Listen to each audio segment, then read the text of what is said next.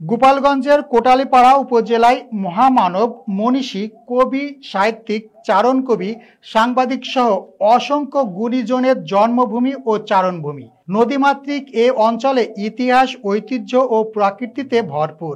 বিস্তারিত দেখুন এস.এম. রিয়াজের ক্যামেরায় আমাদের কোটালীপাড়া উপজেলার প্রতিনিধি সুধন্য ঘরামির পাঠানো তথ্যচিত্রে প্রতিবেদন।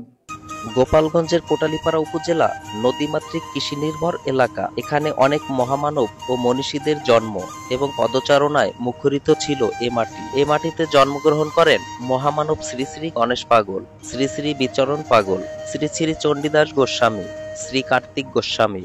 কিশোর কবি সুকান্ত ভট্টাচার্যের পৈতৃক নিবাস, নেতাজি সুভাষ চন্দ্র বসুর সহযোগী সুধীন সেন গুপ্ত, চারণ কবি রাজেন সরকার, কালিদাস সরকার, চিরকুমার প্রখ্যাত সাংবাদিক নির্মল সেন সহ আরো অনেকে। লীলা মাহাত্ম্য প্রকাশ করেছেন সূর্য সাধক শ্রী শ্রী বসন্ত পাগল, সাধক চারণ কবি বিজয় সরকার, মনোহর সরকার, অনাদি সরকার, নিশি সরকার প্রমুখ। উপজেলার পোলসাইড গ্রামে জন্মগ্রহণ করা শ্রী শ্রী গণেশ পাগলের লীলা মাহাত্ম্য দুই বাংলার সকল মানুষের অন্তরে বিরাজমান। উনশিয়া ভট্টের বাগান নিশিনাথ খোলা তীর্থভূমি। এখান থেকে সিদ্ধি লাভ করেছেন মহামানব শ্রী শ্রী গণেশ পাগল, শ্রী শ্রী বিচরণ পাগল, শ্রী শ্রী বসন্ত পাগল।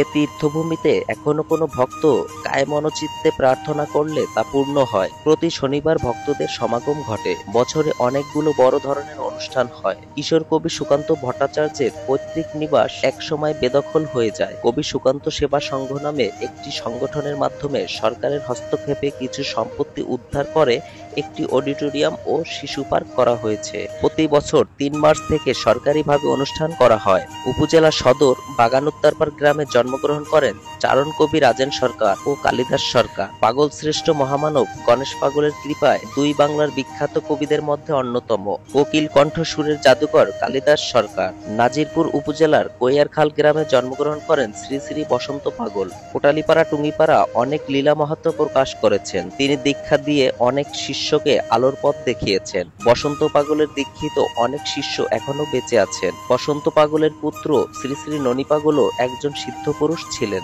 তিনি অনেক শিষ্যকে দীক্ষা দিয়েছেন। বর্তমানে শ্রী শ্রী বসন্ত ও ননী পাগলের যোগ্যোত্তরসূরি পুলকেশ পাগল বৈতরণীর হাল ধরেছেন। কোটালীপাড়া উপজেলার আরেক তীর্থভূমি শ্রী শ্রী গণেশ পাগল কেন্দ্রীয় সেবাশ্রম। এই আশ্রম পাগলের লীলাভূমি। এখানে ২১শে পৌষ সংক্রান্তি মেলা ও মহোৎসব অনুষ্ঠিত হয়। এছাড়া গঙ্গা স্নান, ৩২ প্রহর ব্যাপী মহানাম যজ্ঞ অনুষ্ঠান, মাসিক পাগল সভা অনুষ্ঠিত হয়। এখানে এলে দেখতে পাবেন নতুন পুরাতন অনেক ঐতিহাসিক নিদর্শন। তাই আসুন ঘুরে যান অপরূপ এ কোটালীপাড়া উপজেলা। এই ঐতিহ্যবাহী ইতিহাস বিখ্যাত এই ভট্টের বাগানে ৩ জন মহামানব সিদ্ধি লাভ করছেন। অতি প্রথম ব্যক্তি মহামানব গণেশ পাগল। উনি এই ভট্টের বাগানেই দীর্ঘ ১২ বছর সাধনা করার পর মা কালীর ১০ রূপ লাভ করে আজকে যে আপনারা দেখেন ভারত বাংলাদেশে শত সহস্র পাগলের মহামানব গণেশ পাগলের নামের উপর মন্দির, সবকিছুর মূলে হইলে এই ভট্টের বাগান। এখান থেকে উনি মা কালীর ১০ রূপ লাভ করার পরে তারপরে অন্য অন্য জায়গায় গেছেন। এবং দ্বিতীয় ব্যক্তি মহাযোগী বিচরণ পাগল। এই বিচরণ পাগলও দীর্ঘ ১২ বছর এই ভট্টের বাগানে ওই গাছের নিচে আরাধনা করার পরে সময় তারপরে ১৯১৩ সালে অমাবস্যা রাতে এখান থেকে উনি সিদ্ধি লাভ করছেন। উনি ভগবান শ্রীকৃষ্ণের দর্শন লাভ করতেন। এবং তৃতীয় ব্যক্তি বসন্ত পাগল। বসন্ত পাগলও একটানা ১২ বছর এই গাছের নিচে ধ্যান করার পরে দোল পূর্ণিমার রাতে ১৯২৮ সালে দোল পূর্ণিমার রাতে উনি রাধাকৃষ্ণের যুগলমূর্তি লাভ করছেন।